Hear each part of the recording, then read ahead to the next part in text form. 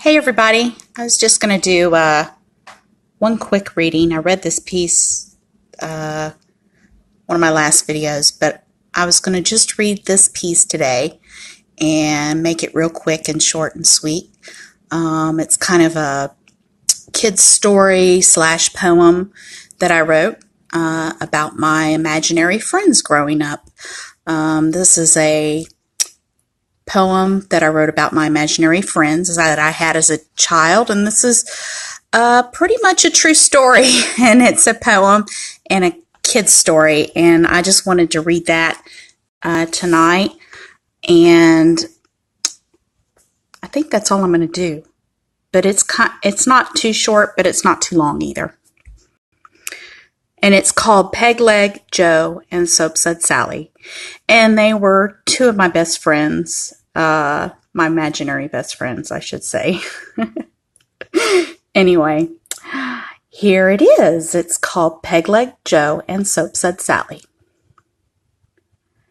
Peg Leg Joe and Soapsuds Sally were my two best friends from Imagination Alley. On the day I met them, into the woods I did roam, even though I was told not to go there alone. I heard voices singing about a drinking gourd, so without a second thought, I wandered toward. There in the clearing stood two unlikely friends, a pirate and a slave with a crooked little grin. I said hello and told them my name, then asked them if I could join in their game. Sally quickly replied, "Why, yes, you're just in time to make soap." Joe grabbed her by the hand and said, "Not now, Sally. She may be our only hope."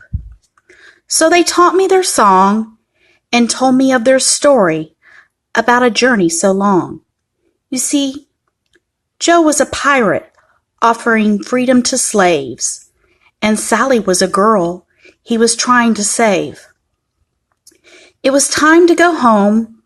As the night began to fall, I could hear the loud echo of my mother's call. Since Sally and Joe had no place to rest their heads, I told them to follow me where they'd have a bed. Silent as a mouse, I snuck into my room where they could be protected from hatred and all of its doom. Days became weeks, then weeks became a month, before my mother became wise to my generous stunt. She heard me in laughter while talking to Joe. Although she saw no one, she asked where'd they go. With the sheepish little grin, I said, "They're right here." Then suddenly confused, round my room she did peer. Suddenly I shouted, "You're stepping on Joe." Mother started to laugh and began to tiptoe.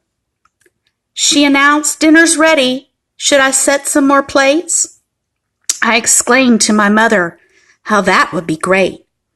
From that day forward, we were all thick as thieves, and things got a bit wacky, 'cause now my mother believes.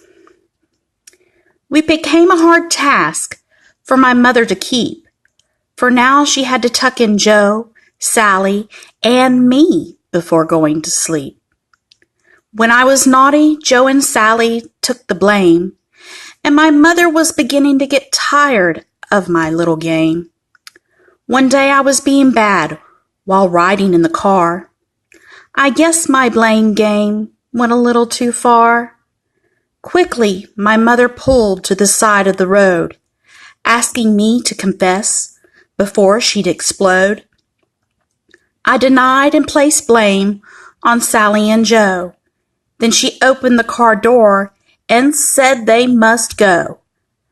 I pleaded and cried as she did shout. Then she grabbed Joe and Sally and kicked them right out. Sally and Joe said bye with a scoff, leaving them on the side of the road as my mother drove off. The next day my mother asked where Sally and Joe were. I replied, "They're not coming back, all because of her." I told her they ran off to get married and live in the swamp. In our home, they never, ever would again romp. She offered a half smile, gave me a sigh, and wiped the tear away from my eye. I'm sorry, I told Mother, with a frown. It was me who was making those raspberry sounds. She said lies are no good and can only do harm. Then with her arms open wide, she smiled and said, but no matter what, you have a home in my arms. And that was my little story of my imaginary friends growing up. And I'm going to keep this live super simple and sweet. And I'll be posting this one so you'll be able to watch it. And I hope you enjoyed.